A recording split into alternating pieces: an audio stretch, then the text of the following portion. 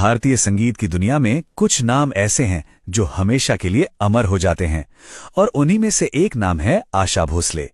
तो आज हम एक हालिया लेख के जरिए उनकी पूरी पारिवारिक विरासत की कहानी में थोड़ा और गहराई से उतरेंगे।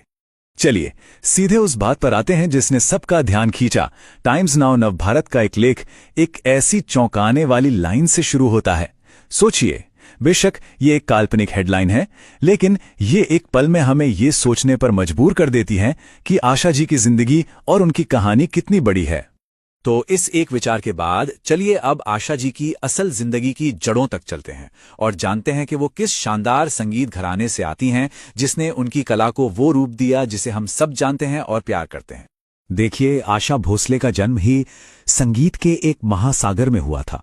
उनके पिता दीनानाथ मंगेशकर अपने आप में एक बहुत बड़े क्लासिकल सिंगर और एक्टर थे, और फिर उनके भाई बहन लता, मीना, उषा, हृदयनाथ, हर कोई संगीत की दुनिया का एक चमकता हुआ सितारा।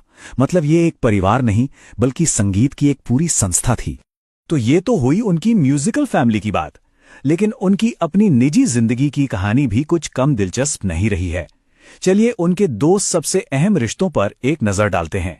उनकी जिंदगी के दो बिल्कुल अलग अध्याय नजर आते हैं। पहले 1949 में गणपतराव भोसले से उनकी शादी हुई। इस शादी से उनके 3 बच्चे भी हुए, लेकिन ये रिश्ता ज्यादा लंबा नहीं चला। और फिर 1980 में उनकी जिंदगी में आए आर.डी. बर्मन, और ये सिर्फ एक शादी नहीं थी बल्कि संगीत की एक ऐसी पार्टनरशिप थी जो हमेशा के लिए अमर हो गई। अपनी पहली शादी से आशा जी ने अगली पीढ़ी की परवरिश भी की। चलिए अब उनके 3 बच्चों के बारे में जानते हैं जिन्होंने अपने लिए बिल्कुल अलग रास्ते चुने। ये काफी दिलचस्प है कि उनके बच्चों ने संगीत से हटकर अपनी अलग ही दुनिया बनाई। उनके बड़े बेटे हेमंत एक पायलट बने, बेटी वर्षा एक जानी मानी लेखिका और स्तंभकार थीं, और छोटे बेटे आनंद, उन्होंने बिजनेस की दुनिया में कदम रखा और अपनी मां के करियर को भी मैनेज किया। पर क्या मंगेशकर परिवार की संगीत की ये कहानी यहीं खत्म हो जाती है? जी नहीं, ये विरासत तो अब अगली पीढ़ी के हाथों में है और आगे बढ़ रही है।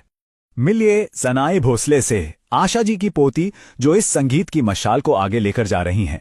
जनाए एक उभरती हुई सिंगर तो हैं ही, साथ ही वो एक सोशल मीडिया पर्सनालिटी भी हैं जो अपनी दादी की विरासत को एक नए फ्रेश अंदाज में दुनिया के सामने रख रही हैं। और ये हमें एक बहुत ही दिलचस्प सवाल पर लाकर छोड़ देता है।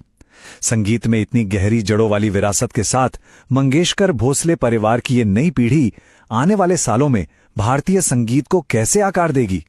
क्या वो परंपरा को ही आगे बढ़ाएंगे या फिर कुछ बिल्कुल नया रचेंगे? इसका जवाब तो खैर आने